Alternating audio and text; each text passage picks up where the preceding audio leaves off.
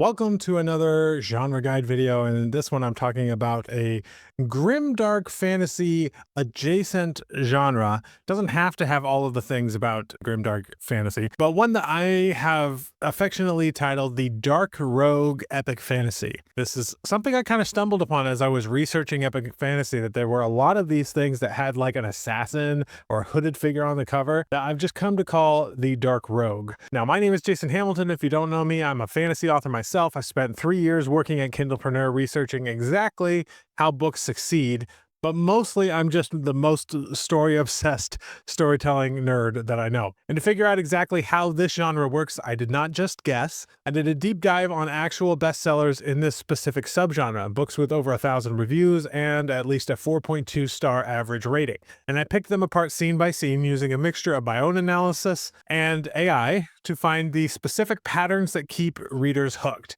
And what I found completely changes how I look at the rogue archetype. And in this video, we're going to get into all of the different tropes of this character. So let's start with the main character that drives the entire ship. Now, if you drop a traditional heroic archetype into a dark rogue epic fantasy setting, you're going to be breaking the suspension of disbelief immediately. Likability, honor, and selflessness are death sentences here. If you write a protagonist who relies on chivalry to solve problems, the reader knows that they shouldn't survive the first chapter. The world is too corrupt and scarcity is too high for playing fair to work. Instead, you need an anti-hero. And this is not an edgy version of the hero. This is just a character who actively rejects traditional ideals because they have to. They embrace moral ambiguity and self-interest. They don't use brute force or open warfare. They use deception, theft, and assassination. But most authors make the mistake of creating a villain with their anti-hero. And if your character is just a jerk who kills people and steals money, readers will check out. You have to give them a redeemable trait to keep us invested. In this genre, that trait is almost exclusively a fiercely loyal dedication to a found family of misfits. The conflict isn't about saving the kingdom. It happens when you force this cynical, reluctant character into world-threatening stakes they want nothing to do with. And they don't want to save the world, they just want to survive it. But be careful not to make them too sympathetic too early. If they refuse to do the dirty work like betrayal or torture to get what they need, you don't actually have a rogue, you have a traditional hero in a black cloak. So let them be gray. Let them compromise their own morals, and that is where the real story lives. This leads us directly to how you handle the morality, and the trope here is the slippery slope of corruption. You cannot have a clear battle between good and evil. If you have a faction that captures the moral high ground, you have failed the genre. We need gray and gray morality. Every faction must have justifiable goals, yet use absolutely ruthless methods. Maybe one group wants to overthrow a decaying empire to end a famine, but they enslave their rivals to do it. Another defends the tradition, but brutally purges anyone who disagrees. Your protagonist has to navigate this mess, and you must force them to choose between bad and worse options. This brings us to the concept of the slippery slope. Corruption should not happen overnight. It feels cheap if a character touches a cursed ring and suddenly turns evil, for instance. Instead, show the slow, agonizing erosion of a character's moral code. Start with small, justifiable compromises. For instance, they steal from a jerk to feed a starving child. They lie to their found family to protect a secret. And in a world of scarcity, these choices make sense. They are pragmatic. The danger comes when the rationalization becomes a habit. Show how these small wins eventually lead to major atrocities. If the magic of the political power gives them a short-term victory, they will be tempted to use it again, regardless of the ethical cost. Don't make them power-hungry for no reason. Make them desperate. Let them start viewing people as assets and victims and as acceptable losses. The most tragic fall is not when a hero is pushed off a cliff, it's when they walk down the mountain willingly, one justified step at a time. The next aspect to this genre is the functional decay of the world. You can't just throw in some fog and rain and call it a dark fantasy setting. In dark rogue epic fantasy, the world is the primary antagonist. So you need a setting defined by systematic corruption and extreme scarcity. So I'm talking about crumbling infrastructure, food riots, institutions that have rotted from the inside out. Your governments, guilds, and religions shouldn't be paragons of virtue. Instead, they must prioritize self-preservation over justice, turning law enforcement into mere enforcers for the elite. This functionality is crucial because in a decaying world, it justifies your anti-hero's morality. If the city is filled with plague wards and black market blood magic, your protagonist has to be a rogue just to survive. So make the decay functional. Create economic monopolies that exploit famines. Design sewer labyrinths to act as only the safe highways for your thieves. When the system is this broken, trust erodes faster than the stone walls, and every heist becomes a desperate bid for survival. But just because the world is terrible doesn't mean the stakes can be small. That leads us to this next aspect and trope, which is the world-threatening stakes for selfish people. Common trap is thinking that because your protagonist is a selfish rogue, the stakes should stay local, maybe a guild war or a kind of personal vendetta. But that isn't nearly enough. This is epic fantasy after all. You need a world-threatening epic-scale threat. I'm talking about ancient evils, returning dark lords, or cosmic cataclysms that threaten to wipe out civilization entirely. Why would a selfish rogue care? Because it's the best way to torture a character who just wants to be left alone is to create a problem that they can't ignore. And if the world ends, their favorite black market tavern burns down too. They have to get involved no matter how reluctant they are. This sets up the reluctant hero trope, but with a twist. Unlike the farm boy who dreams of adventure, your rogue actively uses their skills like stealth and deception and evasion to run away from the plot. And you have to show this. Have them fake their own death or vanish into the criminal underworld to avoid the call. Eventually, you break them. Create a situation where their normal life of self-preservation becomes impossible to maintain. Maybe a curse threatens their life, or their refusal leads to the capture of their found family. You need to force them to realize that retreat will result in personal ruin.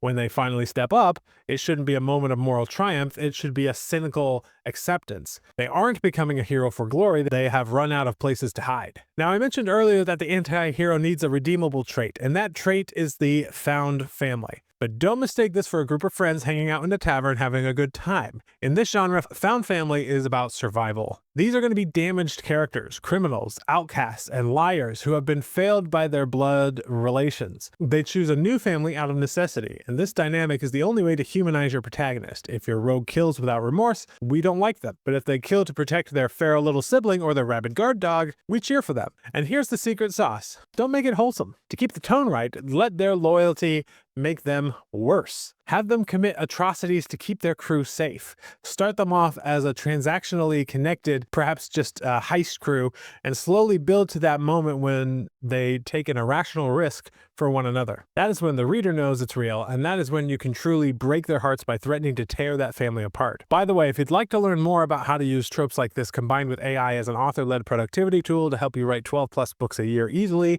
perhaps more and without compromising your creativity or ethics, check out the Story Hacker Gold group, linked in the description. You'll get a number of my prompts just for joining the waitlist. Absolutely free. You don't even have to join the group later. I would love to see you there. Let's look at the tools that your rogue uses. You might think magic is just a cool system for fights, or that skills are just things they learned off screen. In dark rogue epic fantasy, mastery comes with a cost. If your protagonist relies on intellect, deception, and the exploitation of systems, don't make those skills free. Maybe their own use of poisons is slowly eroding their vitality. Or maybe their training involves a brutal upbringing in a thieves guild that left them physically scarred and emotionally unavailable. And this applies to magic even more heavily, because magic isn't a gift. In this case, it's more of a transaction. Whether you choose an elemental, blood, or sentient artifact-based magic, you must codify the rigid rules that exact a heavy toll. I'm talking about physical vitality, sanity, or actual blood loss. If your rogue uses blood magic to force a lock, it should leave them anemic and vulnerable. If they wield an artifact, blade of some kind, to survive a fight, that weapon should whisper dark thoughts that erode their morality over time. Avoid the video game mana bar logic. Treat magic as a desperate, volatile resource. Establish a rock, paper, scissors kind of dynamic where a fire mage might be terrifying but useless against a water wielder in the rain or something like that. The goal isn't to make your hero powerful in this case. It's actually to force them to decide how much of themselves they are willing to sacrifice to survive the night. And when it comes to learning these skills, you need a teacher. And that's our next trope, the flawed guide. Forget about the wise Gandalf figure. In a Grimdark rogue story, that character is dead or irrelevant. In this case, you need a flawed guide. This character should not be teaching your protagonist how to be honorable. They should be teaching them how to survive in a world of scarcity. In this case, I'm talking about stealth, deception, and the grim mechanics of the criminal underworld. Make the relationships transactional. The mentor almost always has a hidden agenda. Maybe they are a former assassin themselves seeking a revenge, or a corrupt guildmaster using your own hero as a pawn. They shouldn't be giving away their knowledge for free. Put your hero through training from hell sequences. And this is like doing push-ups, but not in a safe gym. It's about forcing your protagonist to pick locks while a blade is pressed against their throat, or building up a tolerance to poisons by ingesting them until they hallucinate. The goal here isn't just to make them stronger, it's to erode their morals. The mentor shouldn't be encouraging them, they should be breaking them to prepare them for a corrupt world. And when the time is right, consider having the mentor betray them or withhold key truths. In a grimdark world, the most important lesson isn't magic or swordplay, it's actually learning that trust is ultimately fragile. Alright, so the next trope is called the art of the heist. Since we aren't writing a war story, we need a different engine to drive the plot. Your rogue isn't going to lead an army into open battle. Instead, frame the solution as a job. You need heist narratives and complex planning. But perfection is ultimately boring. In dark rogue epic fantasy, a heist serves as a controlled detonation of your world's power structures. And it's not enough to steal gold. Your target needs to matter on 3 levels: personal, political, and metaphysical. Maybe they aren't just stealing a jewel, they are stealing the artifact that holds back a demon while simultaneously bankrupting a corrupt guild. Establish a crew with specialized roles but incompatible personalities. Treat magic and security measures as systems to be exploited. Then make sure the plan goes wrong. Cruelly wrong. The pleasure for the reader is not watching the plan work. It's actually watching your characters scramble when the alarms trip. You must force them to choose between the objective and their morals. Do they leave a team member behind? Do they unleash forbidden magic? In this genre, a successful heist shouldn't feel like a victory lap. It should feel like a survival situation where the win leaves everyone a little bit more broken than when they started. Now, speaking of things that go wrong, let's talk about trust.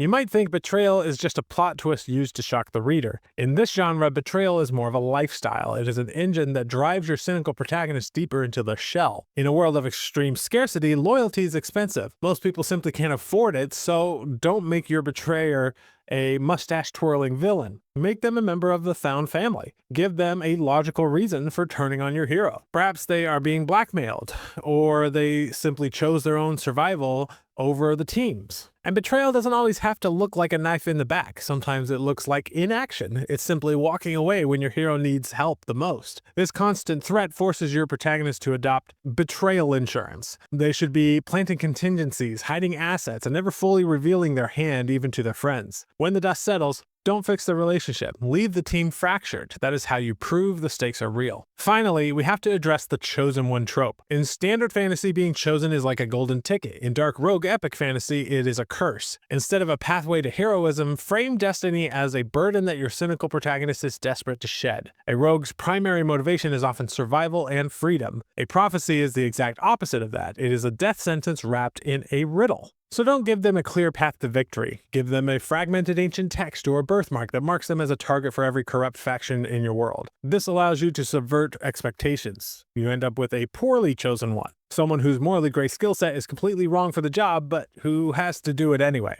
Maybe they try to heist the artifact meant to identify them just to destroy it. Or perhaps they try to manipulate the prophecy, using it as a political weapon or a distraction to pull off a job. All of these elements, the corruption, the heists, the flawed mentors, boil down to one guiding principle, which is consequential darkness. The violence and psychological torment must serve a purpose: to strip away heroic idealism and force your protagonist into harsh pragmatism. But avoid any kind of gratuitous shock value, because that is ultimately numbing. A victory that forces a character to compromise their morals, that is compelling. Just don't kill a red shirt. Show the rogue's resulting paranoia.